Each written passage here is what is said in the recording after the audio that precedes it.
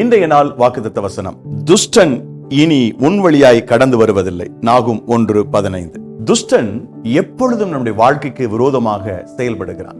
நாம் உபத்திரவத்தோடு வேதனையோடு இந்த உலகத்தில வாழ வேண்டும் என்பது அவனுடைய விருப்பம். ஆனால் ஆண்டவருடைய விருப்பம் அதுவல்ல.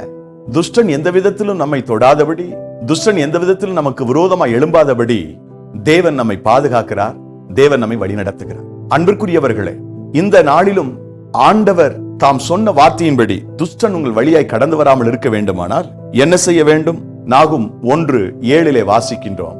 நாம் அவர் மேல் நம்பிக்கை வைக்க வேண்டும்.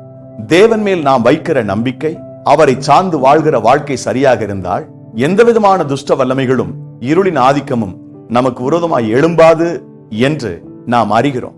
இந்த நாளிலும் உங்கள் வாழ்க்கை முழுவதிலும் துஷ்டன் செயல்படாதபடி தேவன் வேலி அடைப்பாராக. இன்றைய நாள் உங்களுக்கு ஆசீர்வாதமான நாளாக இருப்பதாக. God bless you.